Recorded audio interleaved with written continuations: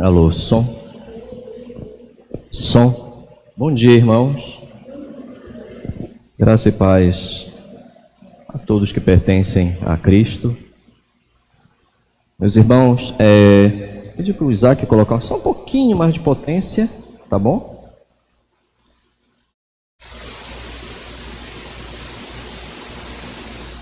Meus irmãos, nós vamos continuar hoje, Catecismo de Heidelberg, o estudo de número 31.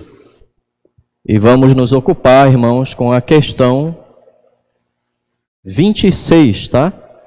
Então eu vou pedir para os irmãos lembrarem que nós estamos estudando essa questão 26, é uma das mais importantes do Catecismo de Heidelberg, tá? E essa questão, irmãos, precisa ser tratada hoje por nós com um pouquinho mais de profundidade. Então, devido à gravidade, à necessidade do assunto ser mais desenvolvido, para facilitar o acompanhamento, eu estou colocando para os irmãos aí o esboço do estudo. O esboço sem as lições também, né? Não vou darei o alimento, o prato, o alimento, mas não darei a colher. A colher os irmãos darei sem as lições, tá? Então os irmãos, o irmão Isaac vai colocar aí no grupo agora, tá bom? E os irmãos que têm o seu celular podem recebê-lo, tá?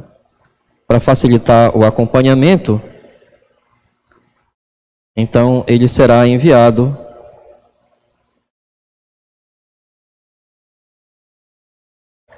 para os irmãos, tá? Recebam então. Esse esboço vai ajudar a facilitar um pouco o acompanhamento do estudo de hoje. Mas a atenção piedosa, irmãos, a doutrina, a palavra, é o que há de mais importante para nós, irmãos. Eu vou pedir para os irmãos, então, abrirem suas Bíblias, tá?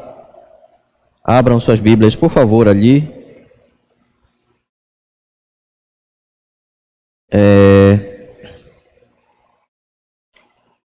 E à medida que acharem os textos, coloquem-se em pé. Salmo 19, versos 1 e 2. Primeiro texto.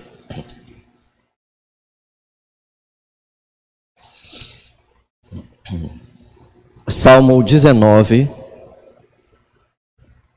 e os versos 1 e 2.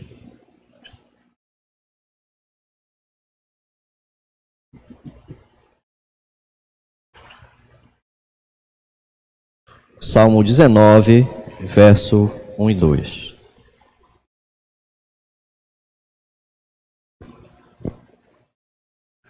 Os céus proclamam a glória de Deus e o firmamento anuncia as obras das suas mãos. Um dia discursa a outro dia e uma noite revela conhecimento a outra noite. Irmãos, vamos para o Salmo 90, ainda no livro dos Salmos. O Salmo 90, versos 1 e 2.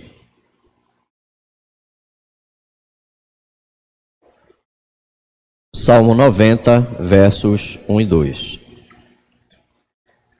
Senhor, Tu tens sido nosso refúgio de geração em geração.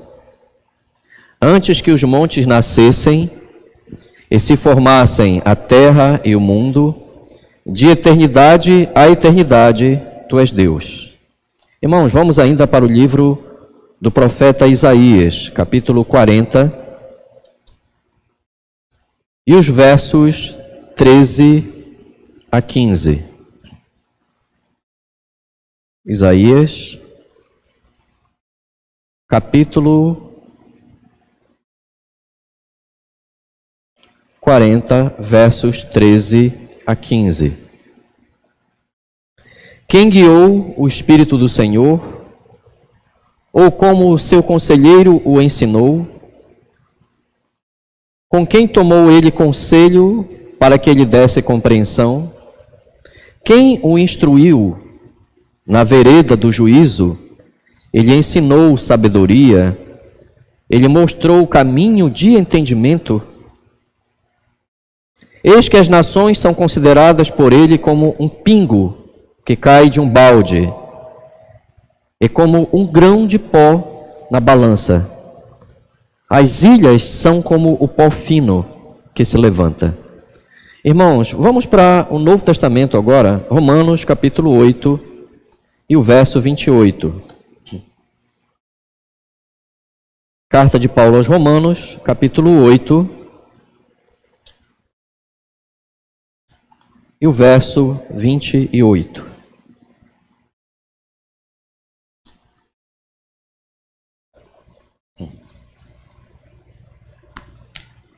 Sabemos que todas as coisas cooperam para o bem daqueles que amam a Deus, daqueles que são chamados segundo o seu propósito. Irmãos, vamos para Efésios capítulo 1, verso 11. A carta de Paulo aos Efésios, no capítulo 1, verso 11. O qual dirá, irmãos, na minha versão: nele digo, no qual fomos também feitos herança, predestinados segundo o propósito daquele que faz todas as coisas conforme o conselho da sua vontade. Então, irmãos, essas 6 passagens, nós vamos agora avançar, irmãos. Oremos ao Senhor. Senhor nosso Deus, Deus de eterna graça, misericórdia, poder, que vive e reina por toda a eternidade, antes que os montes nascessem e fossem formados. De eternidade a eternidade, Tu és Deus. Nós não temos outra esperança além de Ti, Senhor. Só de Ti é que vem a força, o recurso da nossa salvação. Nós agradecemos-Te porque os nossos dias, diz a Tua palavra, os tempos, as estações desta vida, pertencem tão somente a Ti, Senhor. Por isso, Te adoramos, Te bendizemos.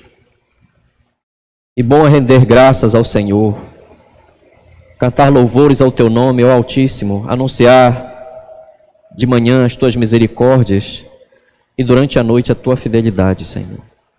Obrigado pela Tua palavra, Senhor, santa, gloriosa. Ela é viva, ela é eficaz. Ela não opera conforme nós queremos, mas conforme o Teu reto querer, Senhor.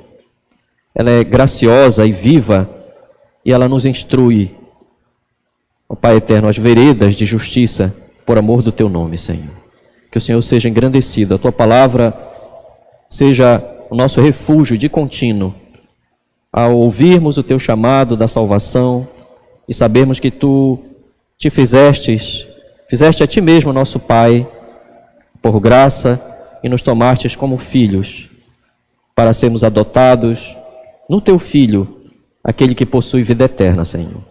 E nós Te agradecemos, e pedimos a Tua condução, a Tua direção, a graça que provém do Senhor, em nome de Jesus. Amém, Senhor. Irmãos, podem sentar-se.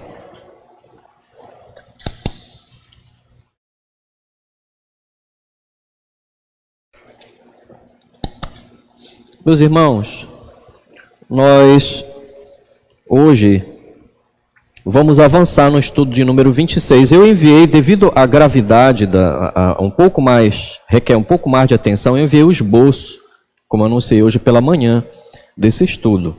Tá? Nós vimos durante o último estudo a paternidade de Deus Pai na questão de número 26. Quando o Catecismo de Heidelberg vai interpretar o credo apostólico. E o primeiro artigo, irmãos, é nós estamos em terreno sagrado. Nós estamos em solo sagrado quando um crente afirma: creio em Deus Pai Todo-Poderoso, Criador dos céus e da terra. O estudo que nós vimos no domingo passado foi sobre a resposta do catecismo. Creio que o eterno Pai de nosso Senhor Jesus Cristo, ou seja, a dupla paternidade de Deus Pai, que é um assunto pouco tratado, que as doutrinas clássicas não esquecem, que Deus é o Pai eterno do Senhor Jesus, a segunda pessoa da Santíssima Trindade, mas essa relação é uma relação intrínseca à própria Trindade. Deus é Pai do seu Filho, sem que houvesse uma geração comum. Enquanto Deus Pai sempre esteve, o Filho sempre esteve. Então, meus irmãos, só que a outra paternidade, que é a paternidade que nos salva, por assim dizer, porque é a paternidade do Senhor Jesus enquanto assume a forma criatural. Ele assume a forma humana, ele é mediador da nova aliança, e como nós vimos lá em João capítulo 17, no último domingo, essa paternidade, agora ele assume a forma humana, a divindade vai se manifestar nele quando ele volta à glória. E ele então vai voltar e tem o direito de levar o seu povo com ele. Nós devemos louvar o Senhor, porque é exatamente nesta condição humilde de Jesus aqui na terra que Deus é conosco. O Emmanuel, o Deus conosco, meus irmãos. O eterno Deus se manifesta e percebam, meus irmãos, que a fé dos salvos, na questão 26, não afirma, eu creio que o eterno Pai de nosso Senhor Jesus Cristo existe. Não. Eu creio nele. Para dizer mais adiante, meus irmãos, no fim do segundo parágrafo, ele também é meu Deus e meu Pai, por causa do seu Filho Cristo. Meus irmãos, nós temos dificuldade de entender esse tipo de linguagem teológica. E, meus irmãos, a dificuldade o motivo principal, é que nós pensamos na relação pai e filho, que ela veio existir, esta relação, a partir da geração sexual, como seres criados. Nós pensamos que pai e filho, meus irmãos, é um símbolo aplicado à Trindade, quando o grande mistério da Trindade é que é o contrário. Esse é o mistério da Santíssima Trindade. A relação pai e filho que é uma relação eterna entre Deus e o seu Filho. A Santíssima Trindade não está usando o simbolismo da criação. Geralmente a gente pensa isso, né? Eu sou pai, gerei alguém, então Deus, isso aqui está sendo aplicado à Trindade. Não, é o contrário. É Deus que é eternamente Pai do seu Filho. E o que eu tenho aqui, meus irmãos, essa relação minha, que nós temos com nossos filhos é geracional. Eles serão nossos filhos por um tempo só, apenas. Mas a relação que Deus tem com seu filho é eterna. É sempre eterna. Sempre foi assim, sempre será assim. Essa paternidade, todavia, se manifesta a nós para a nossa salvação, para resgatar a igreja, para retirá-la do estado que este mundo está, e para o fim dos tempos, para que o seu povo não seja, meus irmãos, condenado. Então, em nenhum momento, o crente pode dizer, eu creio que Deus existe, este Deus e Pai de Jesus existe. Não. Por isso, o fim do parágrafo vai dizer, ele também é meu Deus e meu Pai, por causa de seu Filho Cristo. Então, nenhuma pessoa pode dizer que Deus é seu Pai se não o conhece revelado no seu Filho. Ninguém pode dizer que Deus é seu Pai se não conhece Jesus em termos do seu ministério, a razão pela qual ele veio, sob os decretos de Deus Pai, que ele foi entregue à cruz, meus irmãos, propósitos específicos.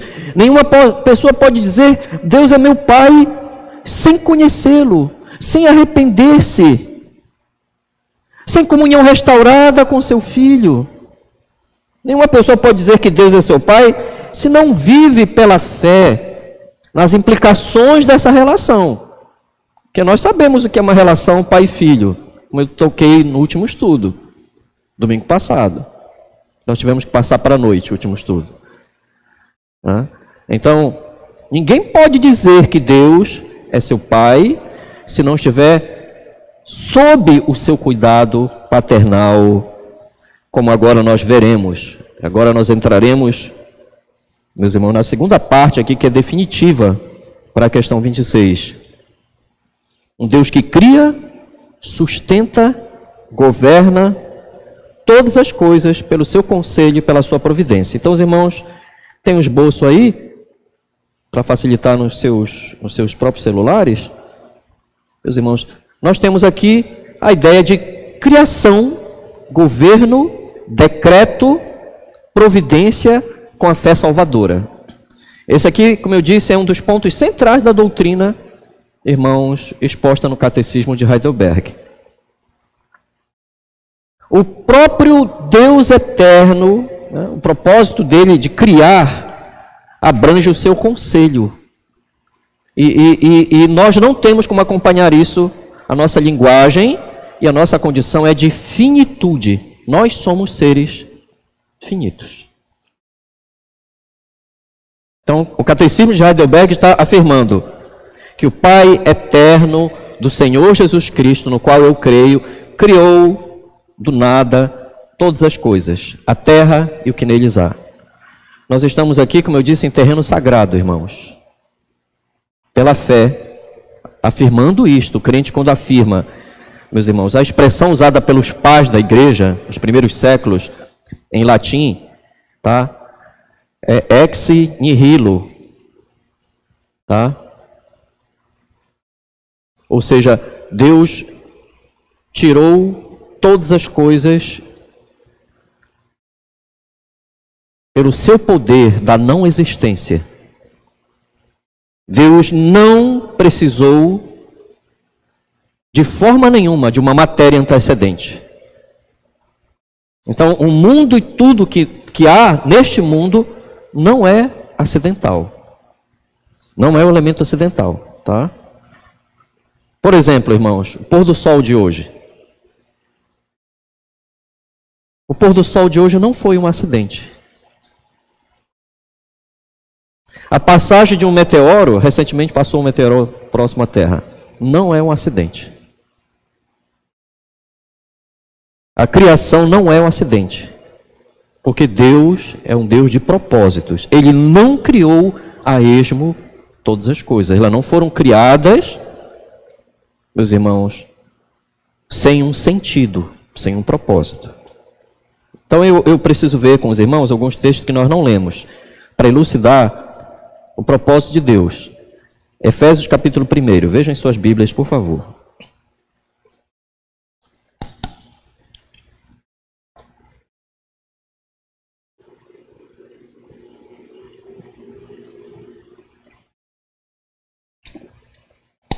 Efésios capítulo 1. Meus irmãos, a criação, todas as coisas estão relacionadas ao seu decreto eterno. Verso 5. Do capítulo 1, e nos predestinou para ele, para a adoção de filhos, por meio de Jesus Cristo, segundo o beneplácito de sua vontade. Beneplácito de sua vontade é uma linguagem arcaica, irmãos. A palavra eudokia no grego. Eudokia no grego é o favor agradável de Deus, a boa disposição de Deus. Por causa dessa boa disposição, meus irmãos, de salvar, ele determinou que algumas pessoas fossem salvas. Mas nessa boa disposição, Deus cria todas as coisas. Então, é o conselho, é um propósito eterno. No verso 9, nós lemos ainda, meus irmãos, a mesma ideia. Desvendando-nos o mistério da sua vontade, segundo o seu beneplácito que propusera em Cristo. E no verso 11, novamente, meus irmãos, nele, digo, no qual fomos também feitos herança, predestinados segundo o propósito daquele que faz todas as coisas, conforme o conselho da sua vontade. Ou seja, essa vontade divina, meus irmãos, esse propósito, essa intenção de Deus, não é relativa, tá? Então, nós temos aqui um sério problema de ignorância quanto a este assunto. A respeito dessa santa doutrina da criação, de Gênesis 1, verso 1, em relação aos propósitos de Deus. Nós separamos Gênesis 1, verso 1, que Deus criou segundo um propósito, nós separamos do restante dos acontecimentos da vida. Nós separamos dos detalhes da vida, do dia a dia. Nós não consideramos que o Deus que criou, Ele criou aquilo com um propósito. Que Ele criou a minha família com um propósito, por exemplo. Então, o que acontece, meus irmãos? Só que as confissões de fé, as próprias confissões de fé clássicas nunca fazem isso, nunca separam, tá? Nunca separam exatamente isto, a criação dos dias, dos detalhes da vida. Nós não podemos, por exemplo, imaginar Deus como um arquiteto. Né? Com todo respeito aos arquitetos aqui, engenheiros, a gente não pode comparar Deus assim. Ele imagina um plano e ele vai, então, de alguma forma, formou estas coisas antes, à medida que for, vai realizando. Não é essa a ideia bíblica, meus irmãos. O problema é que nós temos um conceito finito em todas as coisas. Nós somos seres do tempo. Então, nós pensamos na eternidade em termos do tempo finito.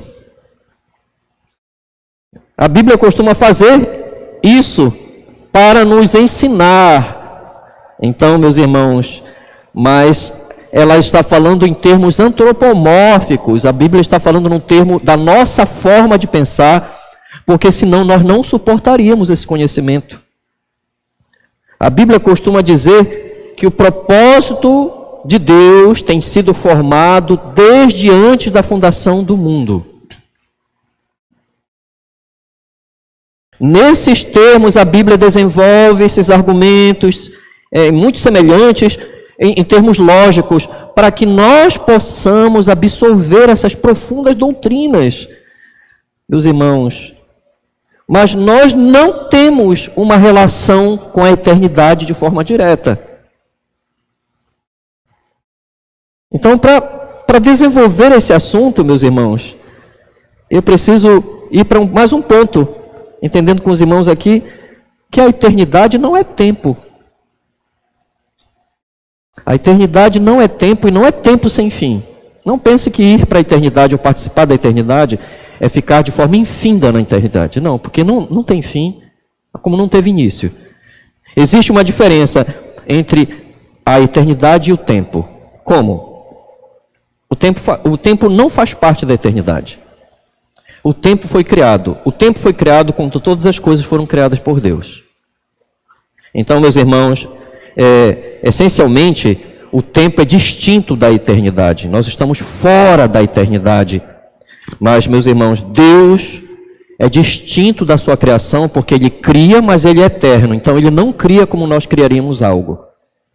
Quando a palavra de Deus nos ensina que o conselho de Deus é eterno, ela não está falando que Deus teve um plano em algum momento, no tempo, na eternidade, que não tem tempo, e antes isso não existia. Não é bem assim, irmãos, tá? Vamos entender então o que é o conselho de Deus. Eu coloquei aqui para os irmãos de forma mais didática: o conselho de Deus é sempre manifestante, vejam no seu esboço. Deus nunca foi, nunca é e nunca estará sem o seu conselho. Bem, isso significa que o catecismo está dizendo que para os crentes Deus não é como os ídolos. Ele cria, sustenta e governa de acordo tudo com o que Ele decretou eternamente. Vamos para um conceito simples do decreto de Deus. Uma vez que a gente já estudou tantas vezes aqui na igreja.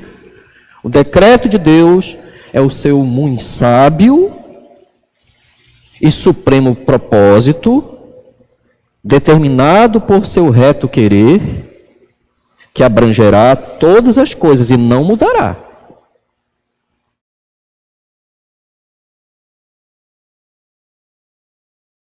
O decreto de Deus é o seu muito sábio propósito, supremo propósito, determinado por seu reto querer, abrangerá todas as coisas criadas, e isto não vai mudar, tá? Não mudará.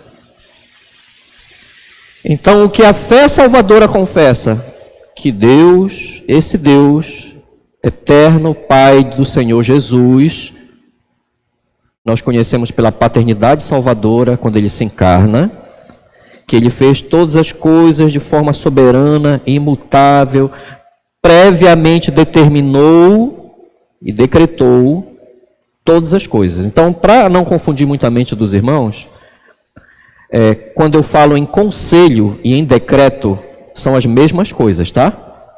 Vou voltar novamente aqui. O conselho de Deus é o eterno propósito de Deus, que abrangerá todas as coisas e que não mudará. Tá? Conselho e decreto são as mesmas coisas. Tudo bem, irmãos? Conselho e decreto são as mesmas coisas. Então, sempre eu vou falar ou conselho ou decreto. São as mesmas realidades. Tá? Então, Ele decretou e determinou isso na eternidade. Não houve um tempo, porque não há tempo. Não houve um momento, porque não há momento. Na eternidade, Deus determinou como as coisas seriam.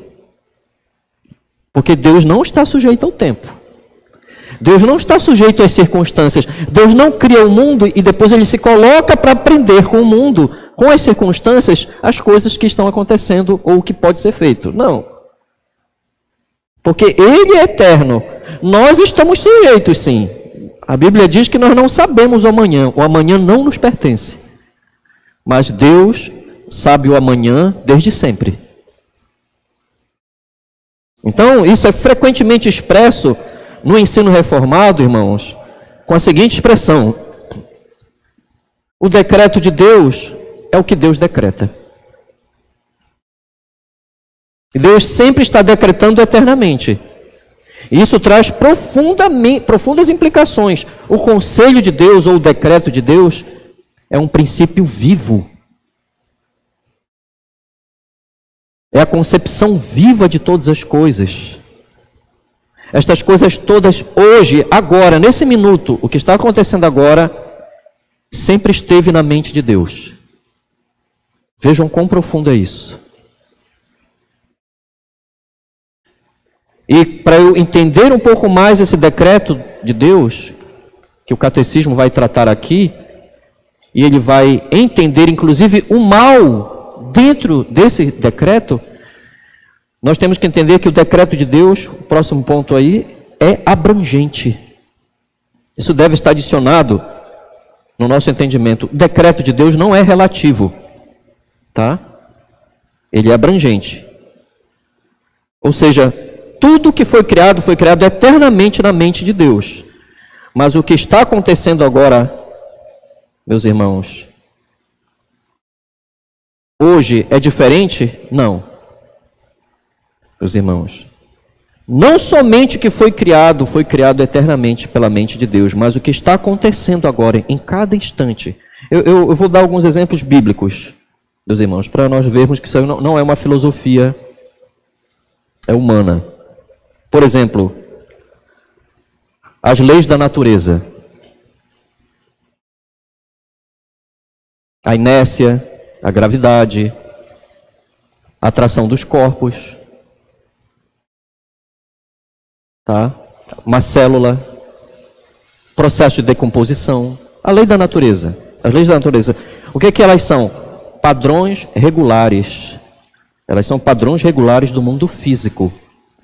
Elas estão num constante processo de repetição, criados por Deus. Os incidentes históricos, meus irmãos, Deus cria nações, Deus determina o tempo que essas nações viverão num determinado lugar, depois haverá aniquilação dessas nações, depois uma nação irá morar em um outro lugar.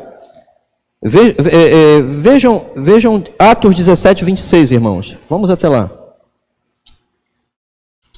Atos capítulo 17, verso 26.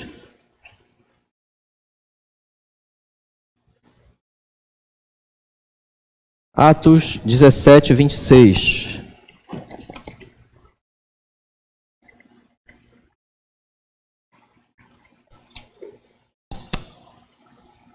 Pois nele, de um só fez toda a raça humana para habitar sobre toda a face da terra, havendo fixado os tempos previamente estabelecidos e os limites da sua habitação. Eu sempre pensei nisso nas 4 vezes que eu mudei de residência. Os tempos e as estações que nós vivemos, meus irmãos. Os eventos em si dependem do mandamento de Deus. Lamentações, capítulo 3, verso 37. Vamos até lá. Livro de Lamentações,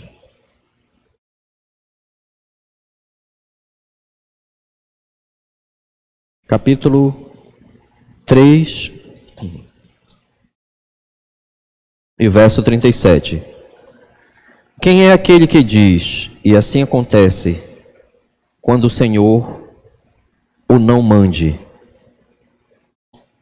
Então, o foco direto aqui é Deus ter ordenado o que ele executou. Né? Aquilo que Deus executou, o que Deus não mandou não vai acontecer. O que Deus determinou vai acontecer. Aqui tem uma relação direta com a destruição de Jerusalém.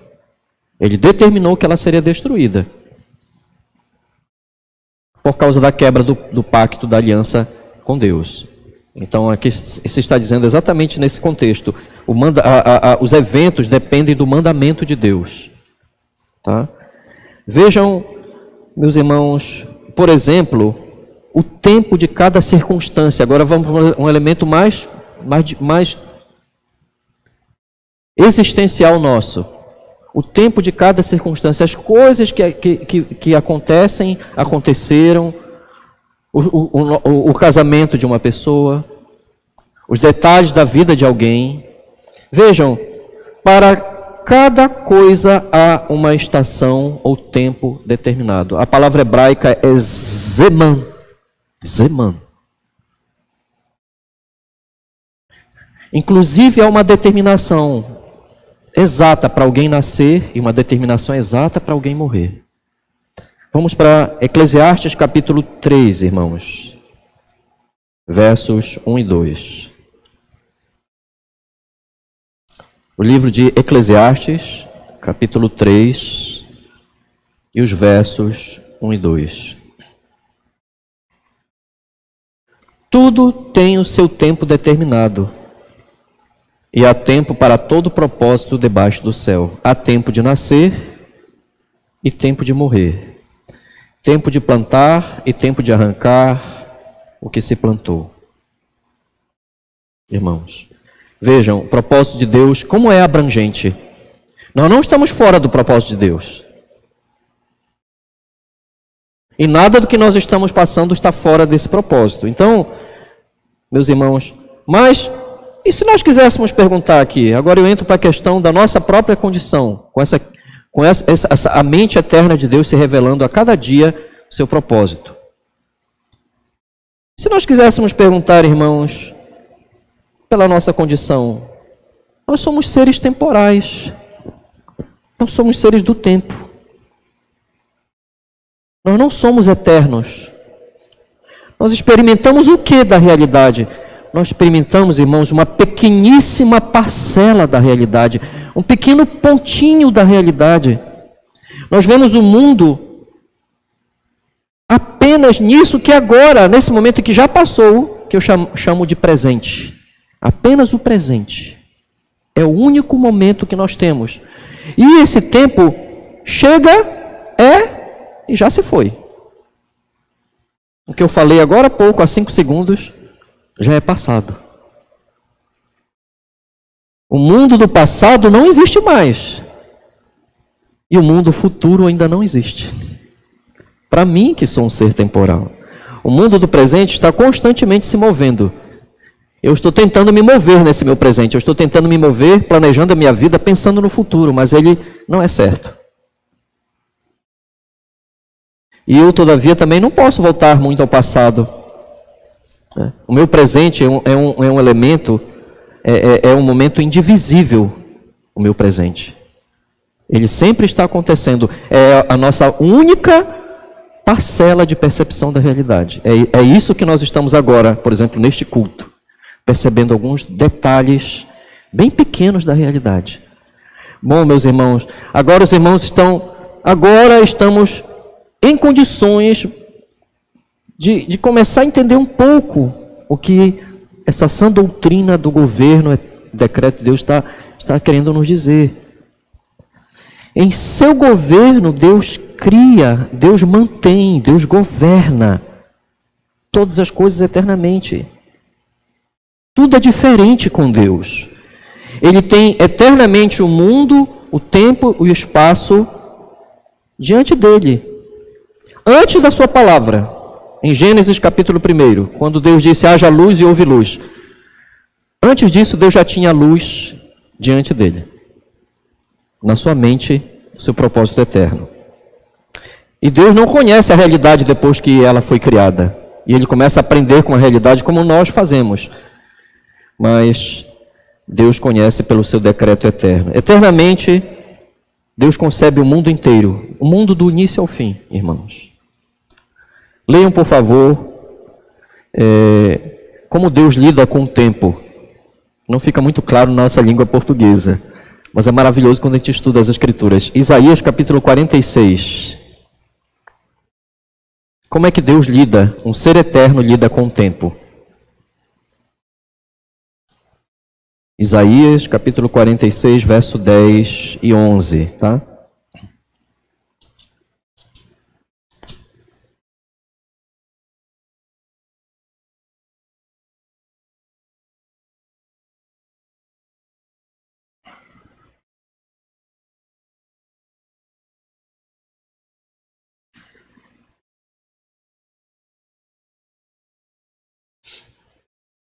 Que desde o princípio anuncio o que há de acontecer, e desde a antiguidade as coisas que ainda não sucederam. Que digo, o meu conselho permanecerá de pé, farei toda a minha vontade. Que chamo a ave de rapina desde o oriente e de uma terra longínqua, o homem do meu conselho. Eu o disse, eu também o cumprirei, tomei este propósito, também o executarei. Irmãos, vejam que os versos 10 e 11 contém em hebraico 3 particípios. São estes. Deus está declarando, dizendo e chamando. Eu não quero dar uma aula de língua portuguesa para os irmãos, tá? Mas aqui a gente está dentro do pensamento hebraico. Ou seja, meus irmãos, os 3 particípios particípio é uma ação finalizada e relacionada ao passado, como algo que uma pessoa já fez. Para nós é estranho alguém falar uma coisa que ainda não aconteceu e essa coisa é certa, ela é definitiva. Ou seja, isto está acontecendo para mim, para você ainda vai acontecer. Mas vai acontecer no seu tempo. Então, aqui a ideia é como Deus age dentro do tempo sem nunca estar sujeito ao tempo. Deus não está sujeito ao tempo. Mas aqui é uma linguagem. O que era a linguagem aqui? É que o povo de Israel seria deportado. E Deus, centenas de anos depois, ele levantaria um homem ímpio, Ciro.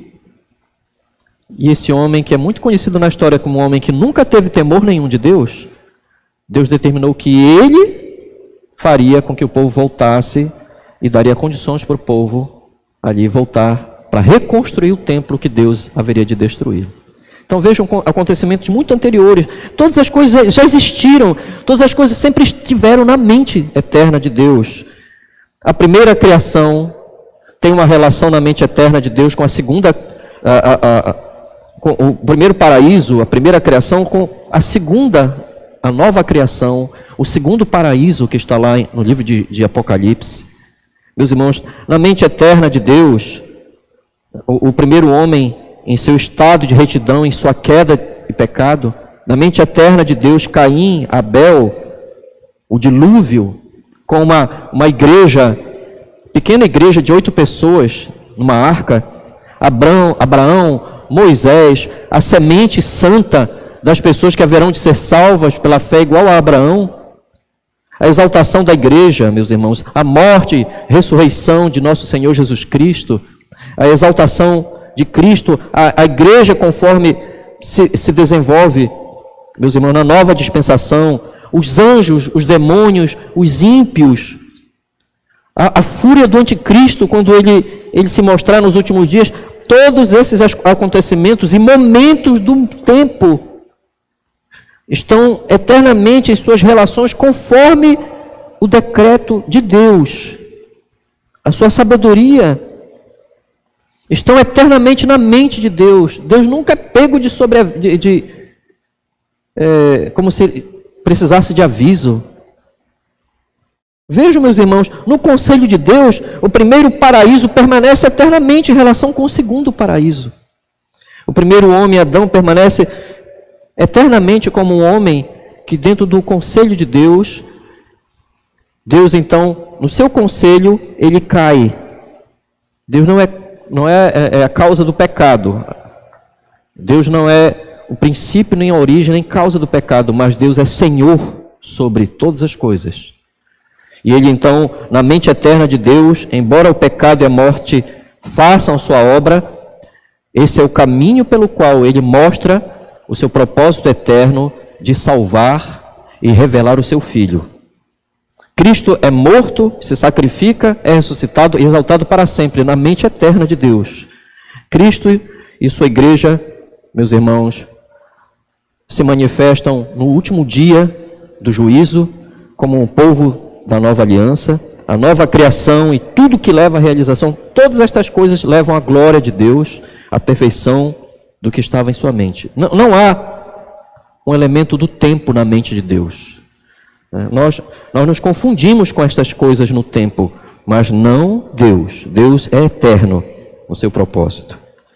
E, meus irmãos, alguém poderia perguntar, mas e a criação? O que é a criação, então? Essa criação que o Catecismo de Heidelberg trata com tanta profundidade. O que é a criação? Criação é revelação. O que é a criação? Se eu percebo só um momentinho do tempo, e esse momentinho agora esteve na mente eterna de Deus. Se eu só tenho uma compreensão muito breve, muito pálida da realidade, meus irmãos, o que é a criação? Agora a gente pode compreender um pouco mais o que essa grande doutrina no Catecismo está dizendo, irmãos.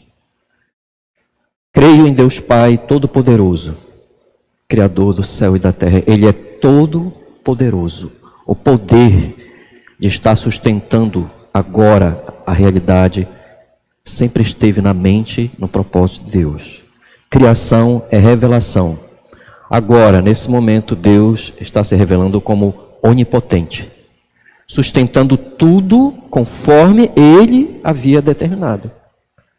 A criação está a nos mostrar que nada pode deixar de sujeitar-se a Deus. Nada pode deixar. Você pode continuar orando e confiando no Senhor, porque nada pode deixar de sujeitar-se a Ele. A sua oração será ouvida e respondida sempre segundo o seu decreto. Porque todas as coisas dependem da mente de Deus. Cada instante depende. A verdade da criação nos ensina, meus irmãos,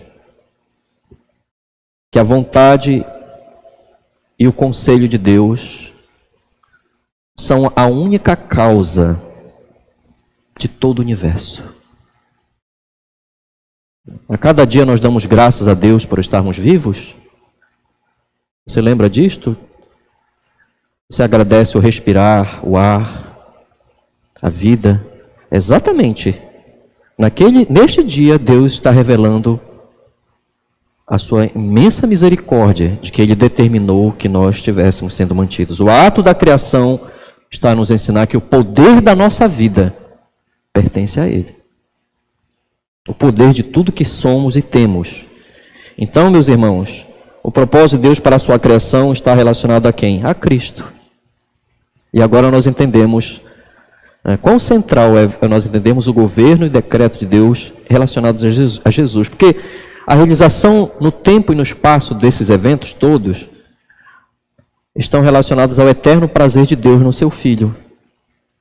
O seu Filho que foi crucificado, ressuscitado, e todas as coisas um dia serão reconciliadas com Deus por meio do seu Filho. Então, tudo volta novamente para diante de Deus. Vamos para Colossenses capítulo 1, verso 19 a 20, irmãos. Colossenses capítulo 1.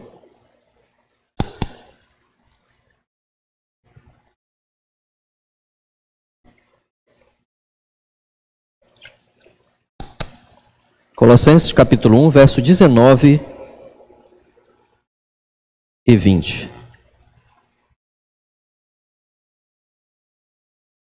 Porque aprouve a Deus que nele residisse toda a plenitude, e que, havendo feito a paz pelo sangue da sua cruz, por meio dele, reconciliasse consigo mesmo todas as coisas, quer sobre a terra, quer nos céus. Então, o fato de Cristo ser supremo, ou seja, quando Deus criou todas as coisas, Cristo já estava eternamente na mente de Deus Pai, que o seu Filho assumiria a forma humana. Então, por isso que ele é chamado no livro de Colossenses também como o primogênito de toda a criação. Ele não é uma criatura, mas eternamente Deus havia determinado que o seu Filho haveria de assumir essa condição para resgatar a humanidade que haveria de cair. E, meus irmãos, assim, o mundo, o princípio de todas as coisas foi adaptado à sabedoria de Deus. E todas as coisas, tudo que foi criado, mesmo até através do caminho tão escuro que nós estamos passando nesta vida, o caminho profundo do pecado, da morte, nem isso supera o propósito sábio e soberano de Deus. Quão terrível é o pecado! Nós pensamos que nada pode controlar o pecado. E parece que o pecado vai crescendo e ele vai assumindo a forma de destruir qualquer coisa, mas ele, em nenhum momento, por pior que ele seja, ele ameace o propósito eterno de Deus. E que o propósito de Deus será levado à mais alta glória possível pelo poder da graça em Cristo Jesus, meus irmãos. Deus conhece o fim desde o início. Deus conhece o fim desde o início. É por isso que se diz ao pecador que o caminho do pecado leva à morte. Deus está anunciando na mente eterna de Deus, Ele está anunciando que o caminho leva à morte, porque Deus conhece o fim antes do início. Quando Ele criou o mundo, Ele tinha esse objetivo em vista, a mais alta realização daqueles que haverão de ser salvos, meus irmãos, e o mundo restaurado, ou seja, Deus vai viver entre os homens, como nós lemos no final do livro de Apocalipse. Deus vai viver de novo junto com os homens por meio de Cristo Jesus. Meus irmãos, esse momento do nosso estudo, eu creio que eu prometi aos irmãos isso, que esse estudo não seria fácil. Nós queremos crescer, temos que avançar, né? Esse estudo não seria um estudo fácil. Mas este também não é o momento de tratarmos todos os aspectos, são tão ricos aqui do capítulo da questão 26. Principalmente, por exemplo, as questões das implicações práticas, as implicações entre essa paternidade desse Deus que tem todo o poder, Ele está eternamente a cada dia se manifestando, a sua mente está se manifestando a cada dia. Para nós que somos seres finitos não entendemos. Mas esse Deus eterno, nós não temos como entender as implicações da paternidade dele, a nossa relação com a paternidade dele agora, num só estudo. Nós veremos mais isso na questão de número 27, irmãos. Quando for perguntado o que é a providência de Deus, no Catecismo de Heidelberg. Que aí muitas coisas vão ser faladas sobre o crente, a vida do crente e o Todo-Poderoso, em relação a doenças, vida, Anos frutíferos, infrutíferos, comida, bebida, saúde, riqueza, pobreza, tá? Aqui no momento eu vou me limitar a uma questão central, a uma lição central da questão 26. E depois eu vou tirar duas breves lições da primeira lição. Então eu vou repetir. Eu vou me limitar a uma lição só. E dessa eu vou tirar duas ainda, brevemente, mais brevemente. A lição principal é esta, irmãos. Pela fé, devo colocar todo o presente momento mau no perfeito conselho de sabedoria e amor de Deus. Pela fé, devo colocar todo o presente momento mau no perfeito conselho de sabedoria e amor de Deus. É exatamente isto que o catecismo está dizendo, irmãos, vejam.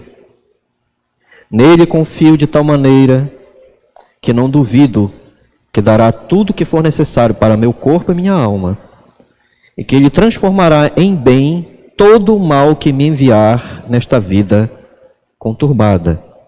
Tudo isso ele pode fazer como Deus Todo-Poderoso e quer fazer como meu Pai fiel.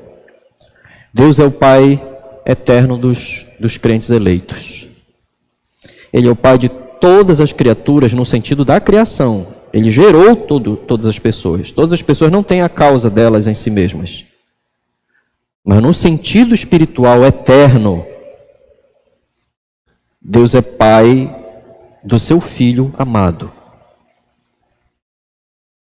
O Filho que Ele entrega para a nossa redenção. O que acontece com a humanidade em geral? Por meio do diabo, os homens se tornaram filhos do seu pai. Por meio do pecado, aliás. Os homens se tornaram filhos do seu pai, que é o diabo. Porque, meus irmãos, fazem a sua vontade. Os seres humanos não redimidos não podem dizer, eu não sou um filho, eu sou um filho de Deus. Porque, no sentido escriturístico, podem apenas dizer, eu sou uma criatura de Deus. Mas não podem dizer, eu sou um filho de Deus. Então, meus irmãos, apenas os que estão em Cristo Jesus, apenas em Cristo, e o mais vil pecador, meus irmãos, e o que é a maravilhosa graça de Deus, é que o mais vil pecador pode arrepender-se e pode crer no Evangelho. O mais vil pecador, a pessoa mais distante, sempre é um ponto de retorno pela preciosa graça e o poder eterno de Deus em salvar. Então, meus irmãos, apenas em Cristo, um pecador obtém o direito de ser chamado filho de Deus, e nós obtemos esse direito por graça somente, e essa graça nos leva à conformação com a imagem do seu Filho. O que fazer então? O que fazer então, se eu sei que Deus é meu Pai, é por amor do seu Filho?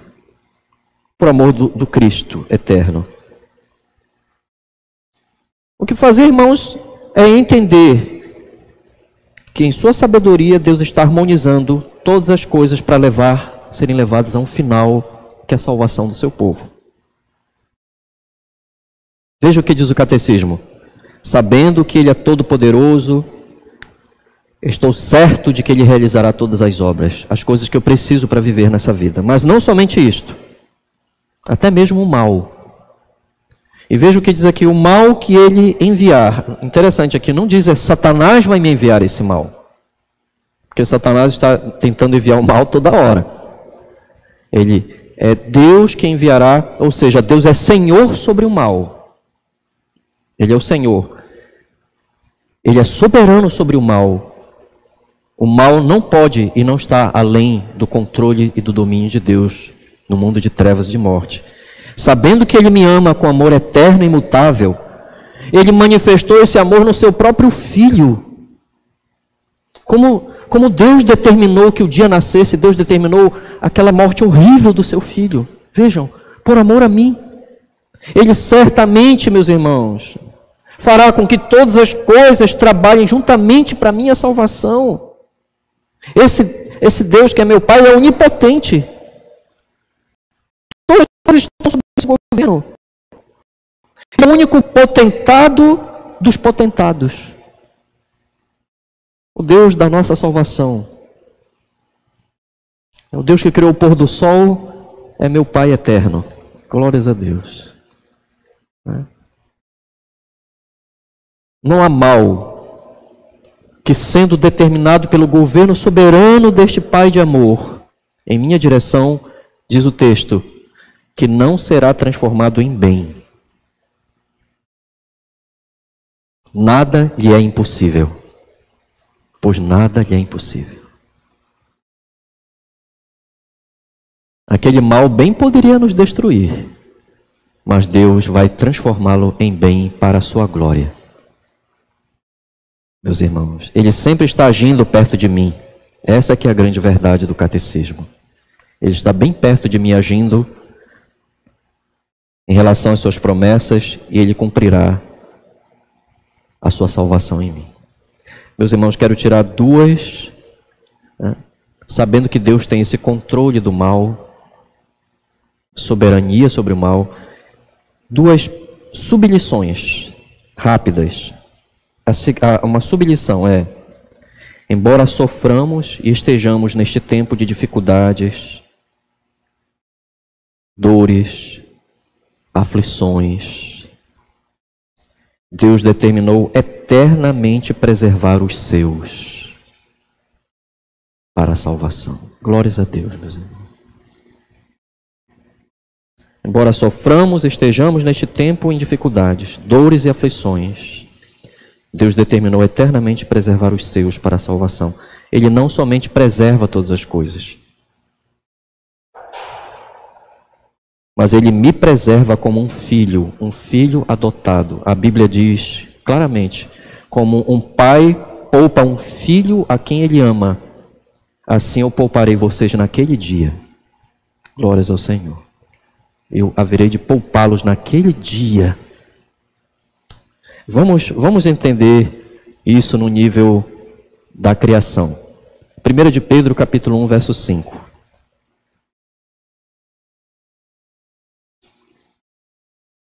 Primeira de Pedro, capítulo 1, verso 5.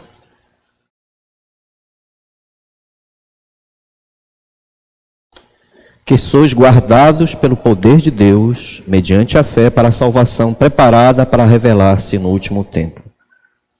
Em 1 de Pedro 1,5, nós vemos, meus irmãos, que nós só... Como Deus preserva o dia e a noite, como Deus preservou o sol, a lua e as estrelas, o mesmo poder está perto de nós para nos preservar de todo o mal, para a nossa salvação. Vejam, meus irmãos, que sois guardados pelo poder de Deus, o mesmo poder que criou todas as coisas. Só venceremos porque nós seremos guardados. Só avançaremos porque o mesmo poder que criou os céus e a terra mantém o pôr do sol. Nos mantém, meus irmãos. Que consolo grandioso, né? E vamos para a segunda sublição. A eterna graça paternal de Deus, revelada ao crente em Cristo Jesus, é suficiente para o que o crente tenha de passar nesta vida. A eterna graça paternal de Deus revelada ao crente em Cristo Jesus é suficiente para que este crente tenha de passar, o que este crente tenha de passar nesta vida. Irmãos, nós vivemos tempos muito difíceis, né? São tempos muito difíceis, irmãos, realmente, e muito tristes. Mas um dos males que mais tem afetado a humanidade hoje, irmãos, junto com tudo que está acontecendo, é a ansiedade. Exatamente tem a ver com o tema que nós estamos estudando aqui. A ansiedade é um dos piores males que tem atormentado hoje a história humana. A ansiedade, irmãos, psicologicamente, não vou entrar nesses pormenores, é a ideia da antecipação. É uma manifestação do pecado em nós, de nós não termos segurança quanto ao que vai ou o que não vai acontecer. a insegurança com as circunstâncias, com os elementos, com as coisas da nossa vida ou de outros. Um nível de ansiedade, meus irmãos, com um desequilíbrio por causa da queda, isso pode aumentar de tal maneira que doenças possam se manifestar muito mais. Mas lembre-se, como crente, agora em Cristo Jesus, você não pode antecipar nada. E nem você pode deter nada, e nem determinar nada. Faça o que você tem que fazer. Façamos sempre o que nós temos que fazer. Nunca deixamos de ser seres responsáveis. Siga a palavra de Deus. Mas lembre-se, o que nós mais necessitamos é descansar no Senhor. É colocar os nossos cuidados sob o seu eterno poder. Considere que Deus já sabe tudo o que você precisa. Ele conhece os seus temores. Ele conhece os seus piores temores. E Ele conhece os seus menores temores. Se você tirar os olhos do Senhor por um momento, e é o que está acontecendo hoje nesse mundo, mesmo com crentes, se nós tirarmos os olhos do Senhor e olharmos para as ondas, parece que nós vamos afundar. Mas entenda bem, tudo o que está acontecendo não poderá atrapalhar o supremo propósito de Deus e o seu amor na direção daqueles que estão em Cristo Jesus. Eu pergunto esta manhã aos irmãos, você é um objeto da graça de Deus? Como um filho em Cristo Jesus? Então esta graça é suficiente, irmão. Esta graça é plenamente suficiente. Essa graça é suficiente para tratar com o nosso coração, lançando sobre Ele toda a vossa ansiedade, porque Ele tem cuidado de vós. Lançando sobre Ele toda a vossa ansiedade, porque a paz dEle, a paz de Deus em Cristo Jesus é poderosa para guardar a nossa mente e o nosso coração no Senhor Jesus, que Ele separou eternamente para morrer por nós. Que Deus seja louvado, meus irmãos. Que nós descansemos sempre no Senhor. A graça sempre será suficiente para nos preservar. Amém, irmãos. Oremos ao Senhor.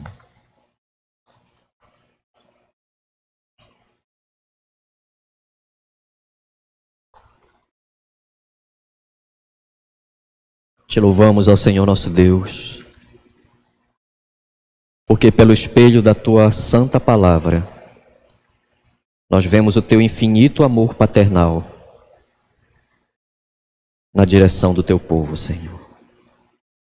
Daqueles que têm o Seu nome registrado no livro da vida, Senhor, do Cordeiro, morto eternamente pelos Teus propósitos, Senhor. Que o Senhor seja louvado, seja engrandecido. Nós não temos o poder de sequer um segundo a mais da nossa vida, mas o Senhor vive de eternidade a eternidade. Todo o poder pertence a Ti. Por isso, nós sabemos que tudo o que precisarmos, Senhor, para o nosso corpo e para a nossa alma, o Senhor nos dará. E mesmo os males, Senhor, que estão sob o Teu propósito, sob o Teu domínio, sob os Teus decretos, nada, Senhor, deixará de sabiamente, soberanamente, graciosamente, com amor paternal, nada deixará de cooperar como todas as demais coisas para o nosso bem, Senhor. Que Tu sejas engrandecido por Tua obra, Senhor. Sejas engrandecido pelo Teu amor que está mais perto de nós do que o pôr do sol, Senhor. Se o Senhor cuida do pôr do sol, como diz a Tua palavra, quanto mais o Senhor deixará de cuidar de nós, Senhor. Pelo Seu amor eterno revelado em Seu Filho, nós Te damos graças pelo Teu propósito em nossas vidas, porque o Senhor haverá de nos conduzir até o fim, pelo Seu amor eterno, em nome de Jesus. Amém, Senhor.